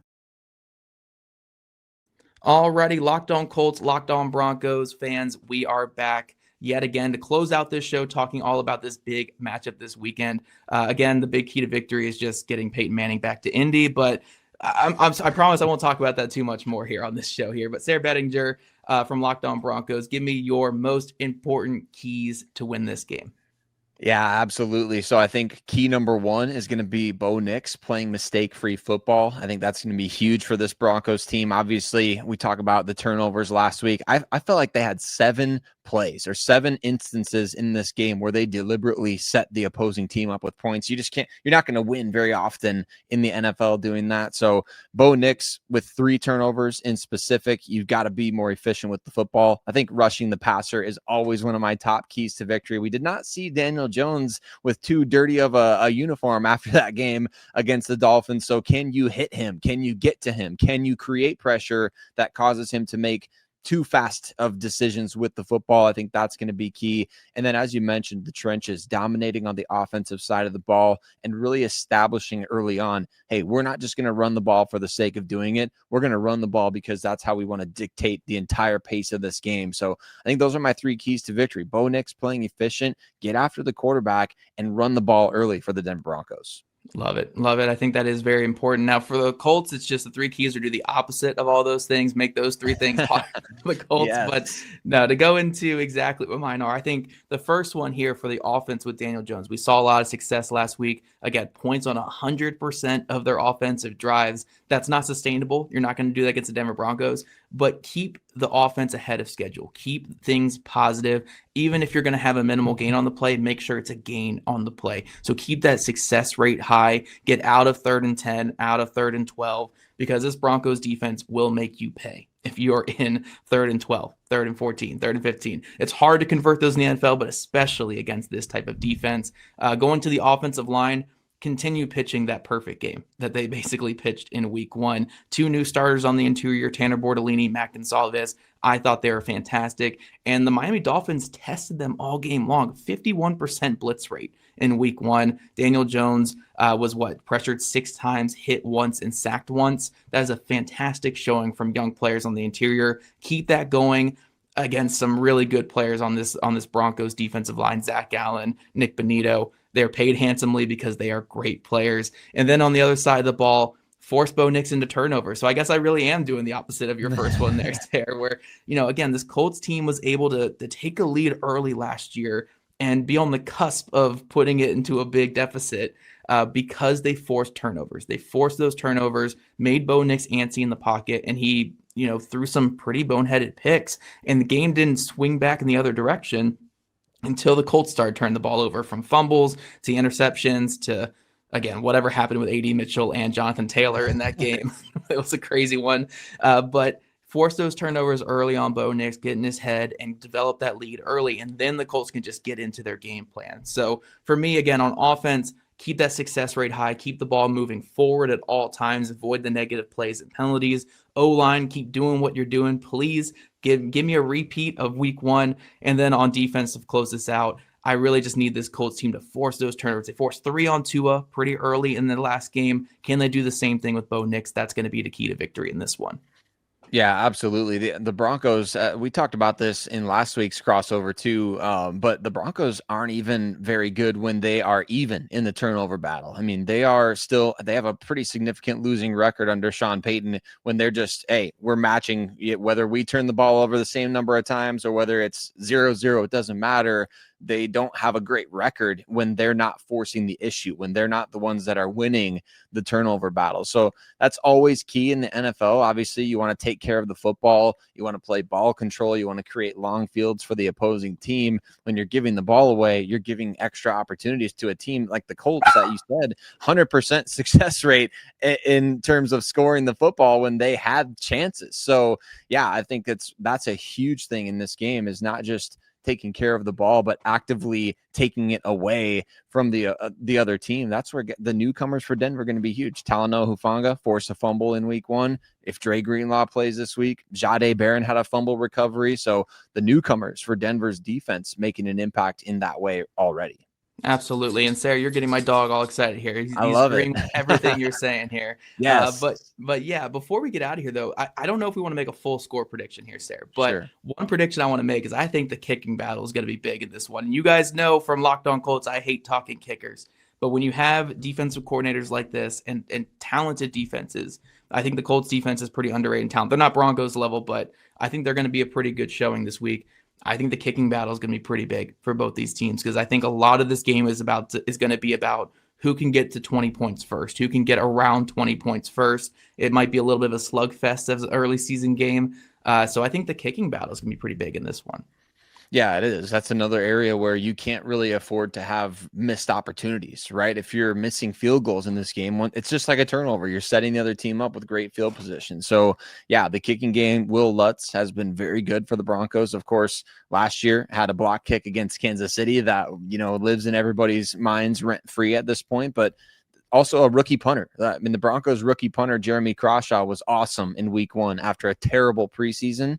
So we'll see how he can do on the road, for the first time here going up against the Colts. He helped pin Cam Moore deep, which is what the Broncos defense needed, long fields to work with. Can you do that against the Colts once again? Yeah, that's another big part of this game is just that field position, because with the new kickoff rule, teams are returning the ball out to the 45, 50-yard line sometimes. So that field position would be big. So when you do decide to punt it, can you get that offense starting in their own 10, within their own 5? We could go on for another half hour talking about special teams here because we're both nerds like that, Sarah. But to all you guys listening from Locked On Colts, Locked On Broncos, make sure you're tuning into our shows the rest of the week to really break down this matchup between the two teams. I think it's going to be a really exciting weekend. Look, for me, I'm expecting more of a lower scoring game. Are you in the same boat there, Sarah, or do you think it's going to be offensive explosion somehow? I like what you said about first to 20. First to 20 should be pretty in the clear in this game because, yeah, the Broncos still figuring things out. If we see an offensive explosion from them, I think it would be rather unexpected. But I go into every crossover saying this, so I don't want your listeners to get upset with me. The Broncos are 17-0 until they ain't, right? And I know that Colts fans feel the same way. It's 17-0 until we ain't. So we'll see what happens. But I think I like what you said. First to 20 in this game seems right. Yep, 2 undefeated teams squaring off this season, both with positive point differentials. I mean, these are powerhouses right now in the league, the Colts and the Broncos. Make sure you guys are excited to tune in this weekend on Sunday afternoon. So afternoon game for Colts fans on Eastern time zone. Really fun game coming up. Be sure you follow Zach over at Locked On Colts and Sarah over at Locked On Broncos, part of the Locked On Podcast Network, your team every day. One more game to get to in the 4 p.m. slate. That's the Carolina Panthers and the Arizona Cardinals. Cardinals looking to go to 2-0. Panthers, they're looking to pick up their first win of the season. You have Julian Council of Locked On Panthers and Alex Clancy of Locked On Cardinals. 2 teams that are looking for a big win. We'll talk with those guys about what they think about the game now. Keys to victory. Julian Council. We've kind of alluded to it throughout the show. Dude, I could do an hour with you. Like this, it's sometimes like people are like, how do you talk for 30 minutes every day? It's like, I black out and I feel like it's done in 2 minutes. Like these things go by so fast. Especially in season. Especially in season is right. That's maybe what it is. It's like we've been grinding our tires so much this offseason with content that now when there actual is new stuff to do, it's even easier. What's one of your keys to victory going into Sunday visiting State Farm Stadium in the Arizona Cardinals? My key really is like the desperation, man. Like you got to be desperate. I think a lot of times, like, I don't know if you ever watch hockey. Like, I'm not a big hockey guy, quite honestly, but I did cover the Stanley Cup playoffs a couple of times back when I was in Nashville. And those guys would always talk about during the playoffs, just like desperation. Like the desperate team is a team that goes out there and wins that period or wins that game, carrying over series to series. And I look at Carolina, like in the position that they're in right now, like they need to show desperation. I know those guys talk about, okay, it's week one, we'll process all of that. History shows that if you start off 0-2, you don't dig your way out of a hole.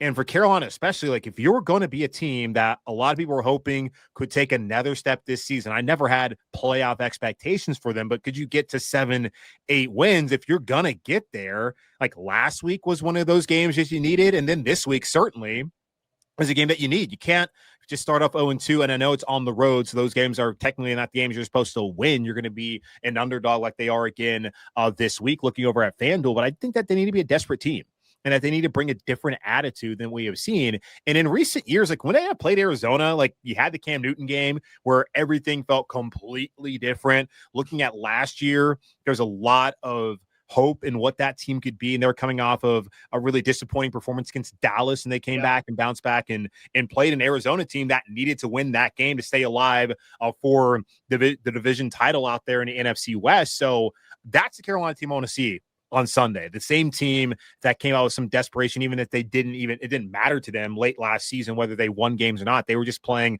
to their standard. So like, that's the key to me, is having like that desperate intention and mentality in this game, where if you lose, like it's tough. Cause I'm looking at the stat. Since the playoffs expanded in 2020, 41 franchises have started the season off 0-2. Only 5 have made the playoffs. That's crazy. Cincinnati in 2022. I don't see Joe Burrow here. Nope. Houston in 2023.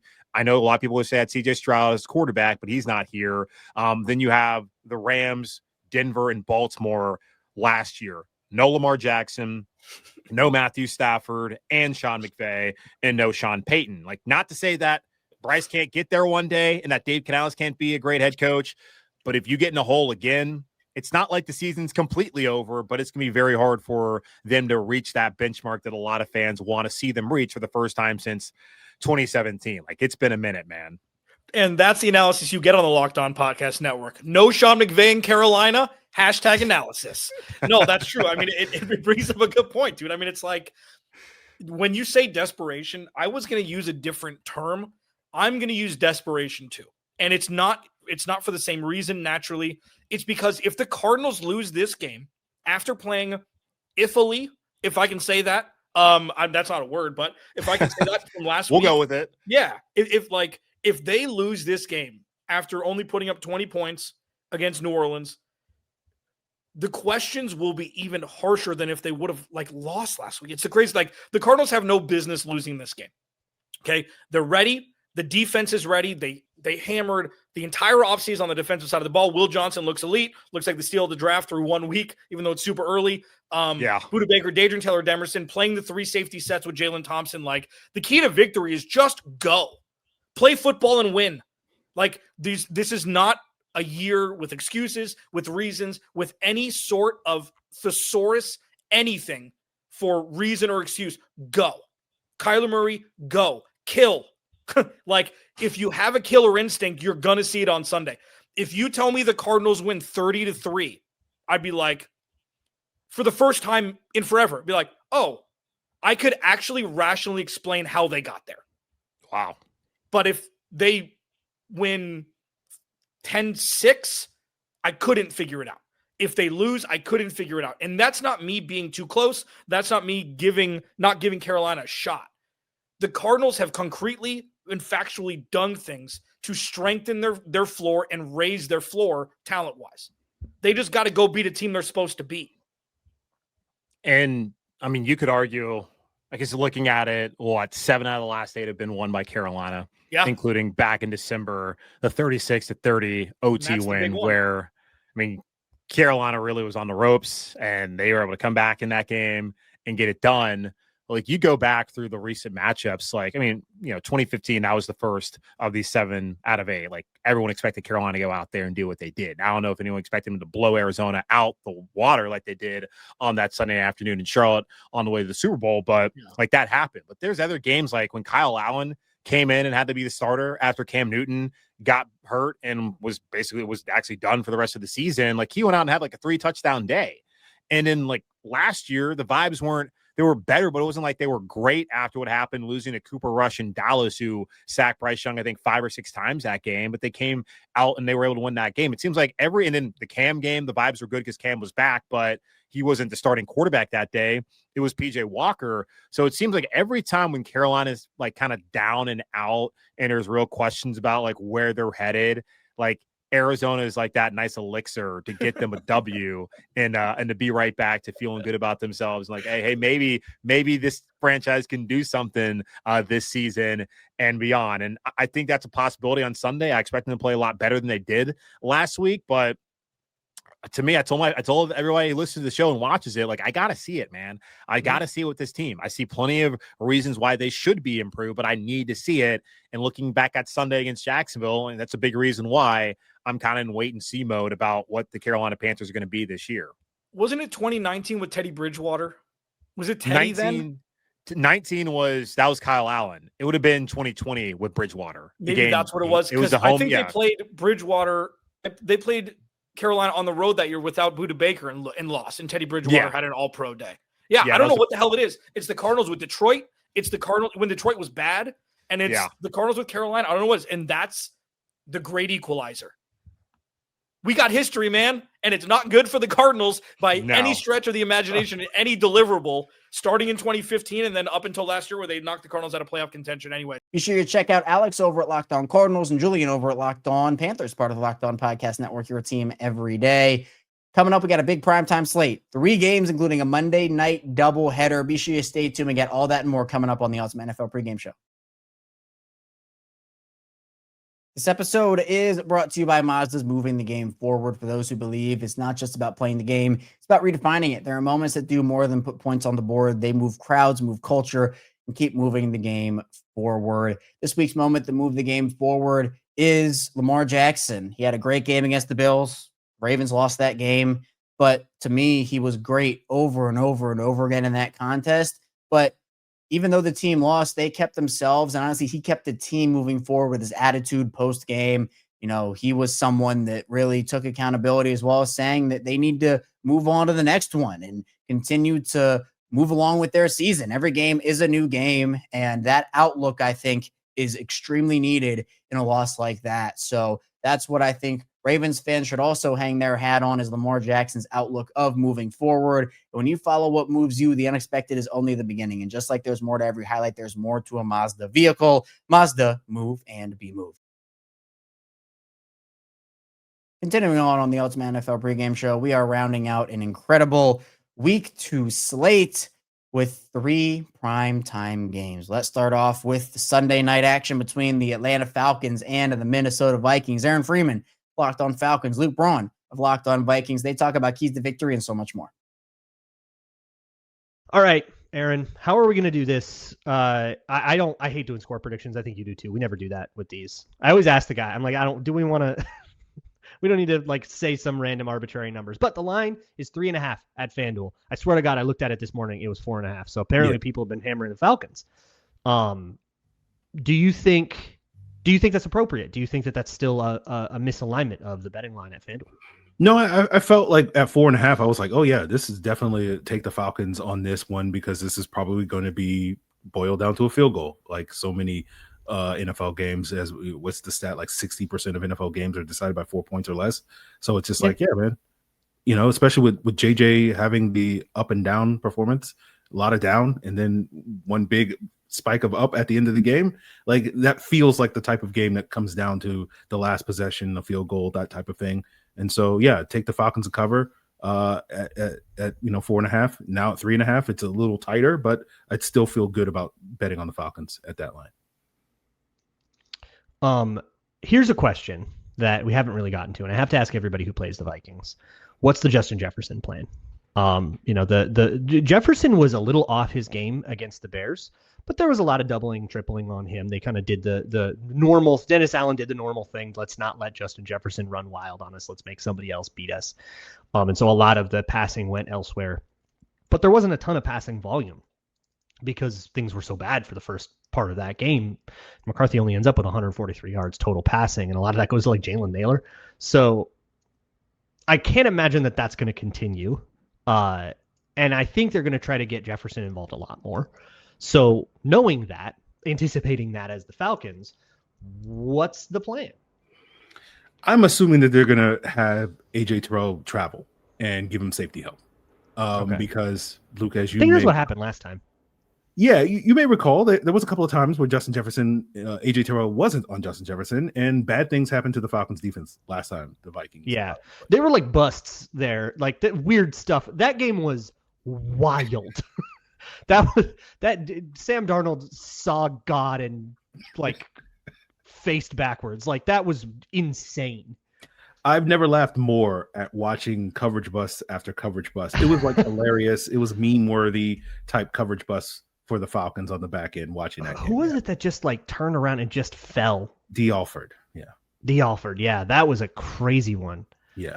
So I don't think the Falcons are going to invite that again. So I think they're going to probably, and when you go back to that game, AJ Terrell versus Justin Jefferson, much better matchup where I don't, my recollection is I don't think any of Jefferson's catches came against AJ Terrell in that game. I think he had like 7 catches or whatever it was. I can look at that. But yeah, I would imagine that's the plan just because I don't think you want Justin Jefferson against a safety in Billy Bowman, who is the Falcons' main nickel, or Mike Hughes, who also got that work from, I think, both Jefferson and Jordan Addison. Mike Hughes had a day to forget, and we all enjoyed it quite a bit. Yeah. Yeah.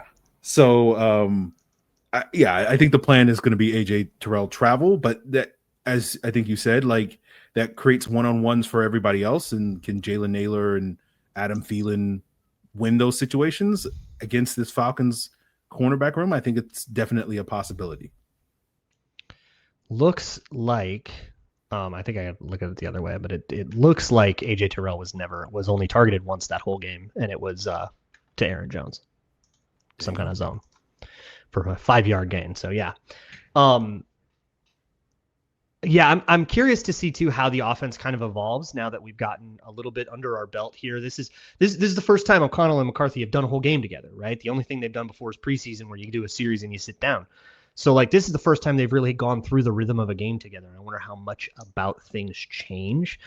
I'm sure you saw it. McCarthy had a lot on his plate to start, and I think once they simplified things a little bit, then he started to things started to open up. That was at least my observation, although there were reports that it was a little bit more of the opposite. When Kevin O'Connell just coached the way he wanted to coach, McCarthy could kind of do what he needed to. But either way, it just needed to open up and get a little more comfortable. And so it's really a weird week 2 is a weird time to get the Vikings. I just don't really know what they're going to try to do, let alone what they're going to actually succeed at doing. The vibes in Minnesota are on the moon. The vibes in Atlanta seem like they're in the gutter right now after a really heartbreaking loss. Every experience that I have tells me that this is when you get hit with the old switcheroo and both of these teams exit 1-1 and an upset happens. But that doesn't mean that's more of a vibes analysis. I do think that, basically seeing these teams as even-ish and giving the Vikings home field advantage feels like an appropriate way to do this. It feels like a good enough way to kind of throw your hands up and say, I don't really know what's going to happen. Let's see. I'll be curious to see the actual passing lines and stuff. Is Penix expected to actually move the ball that much? Is McCarthy expected to move the ball that much? Who's supposed to throw interceptions and all that? One thing that I've been doing on Locked On Vikings, and I invite you to join me, is bold predictions. Been doing this for a long time on Locked On Vikings. And I've been making basically a charity bet with everybody who I take a bold prediction from. I'll donate $20 to a charity of your choice if you give me a sufficiently bold prediction and it hits. Do you have one for me? Let's go with JJ McCarthy 3 interceptions. JJ McCarthy 3 interceptions. I'm putting it in the doc. If it Well, happens, I'll hit you up. let's go for it. I need something. I need something this week to root for. So yeah, let's go for that.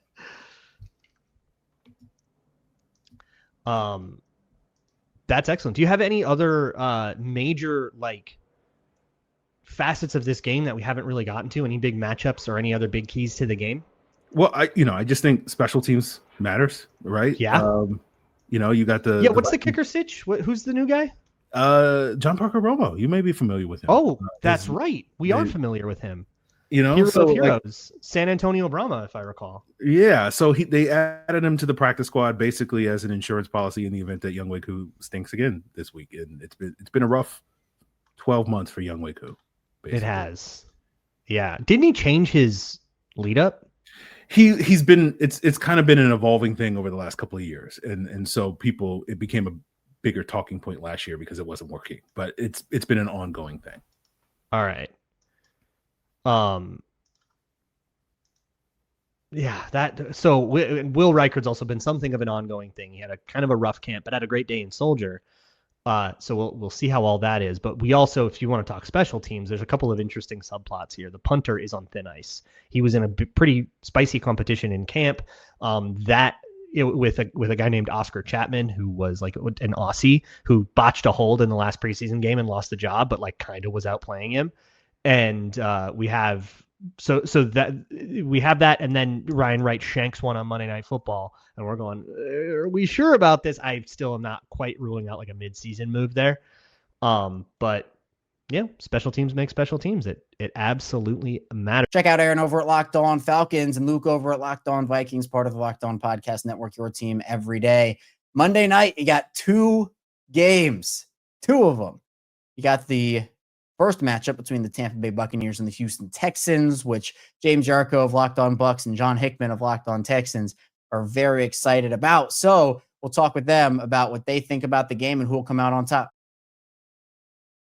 Check out John over at Locked On Texans. Check out James over at Locked On Bucks, part of the Locked On Podcast Network, your team every day.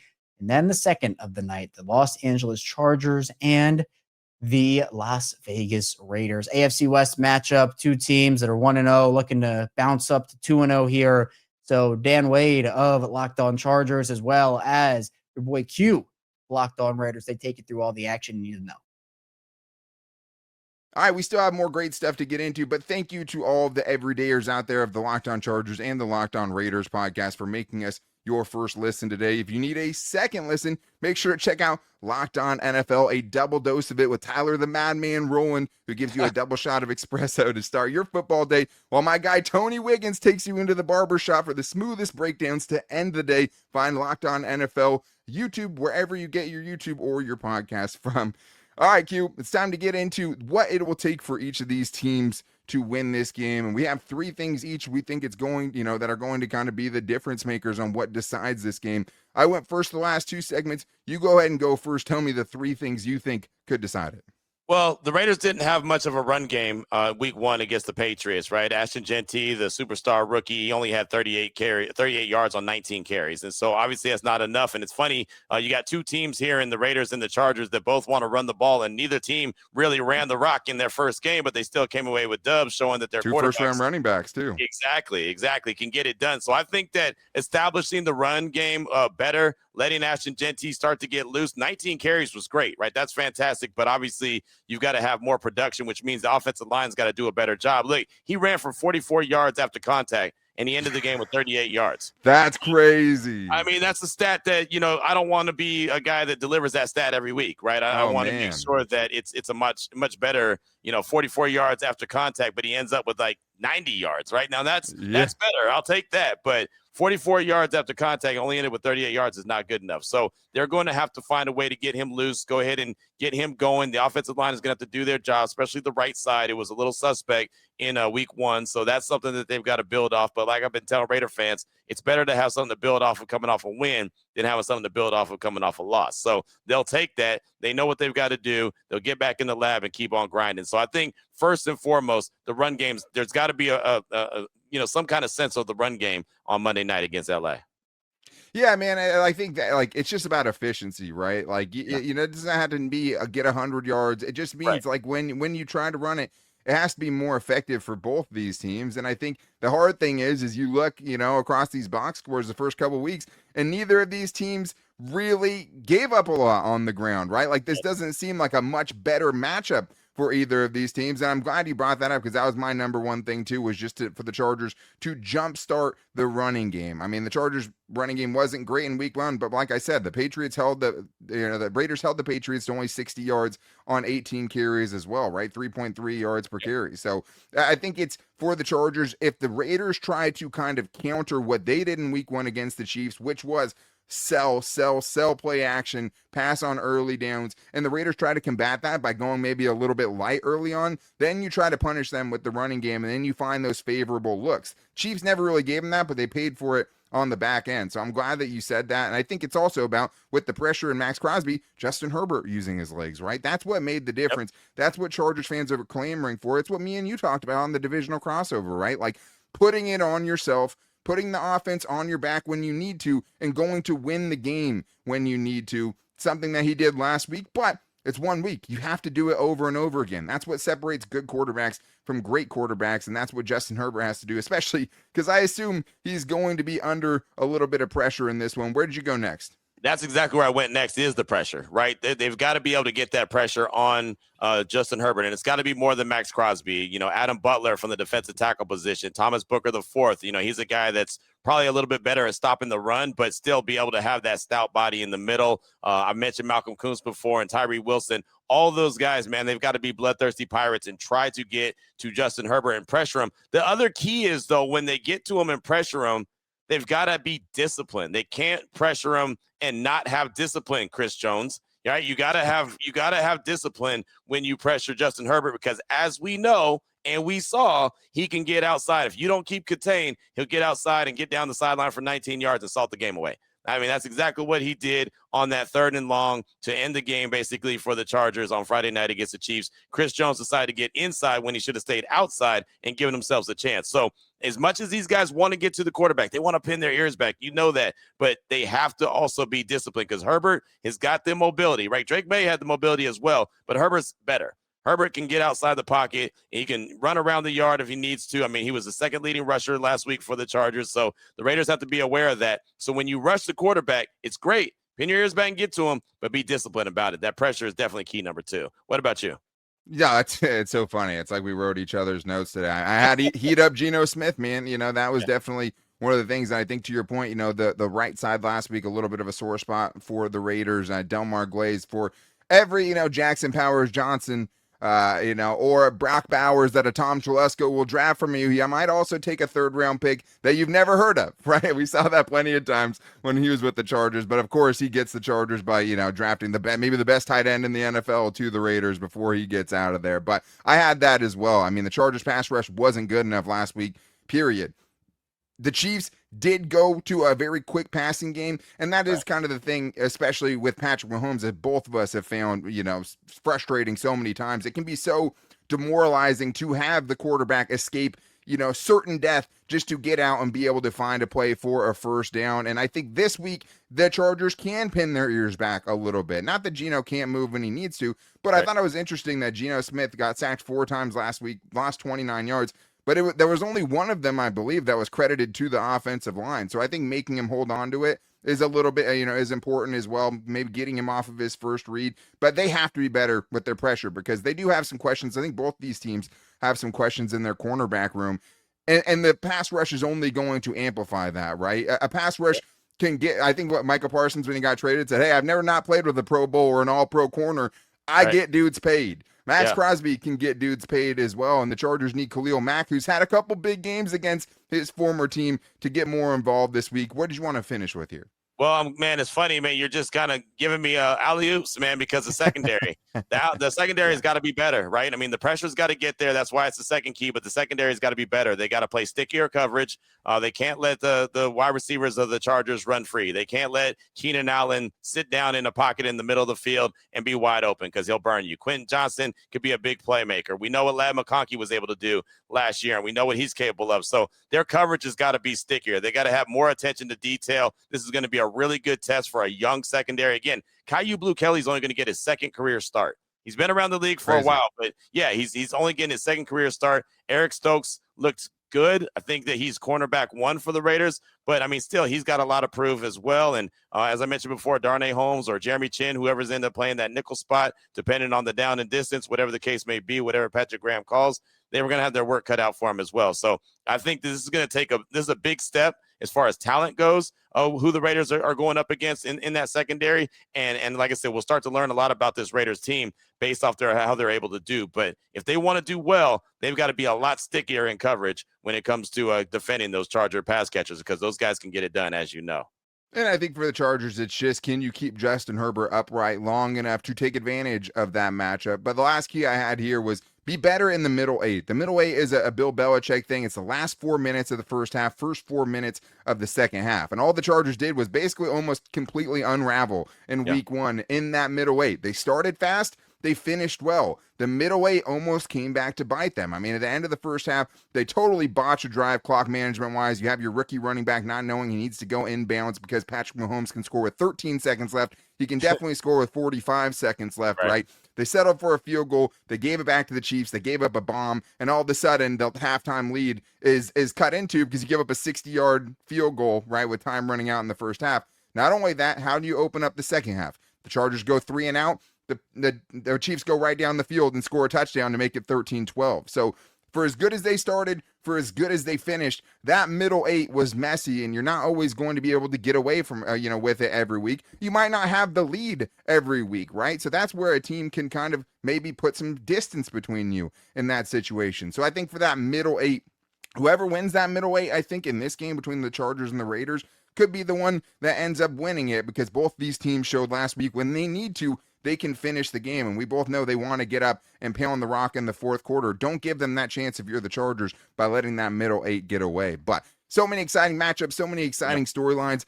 A just big time matchup that we're both excited for. Check out Dan over at Locked On Chargers. Check out Q over at Locked On Raiders, part of the Locked On Podcast Network, your team every day.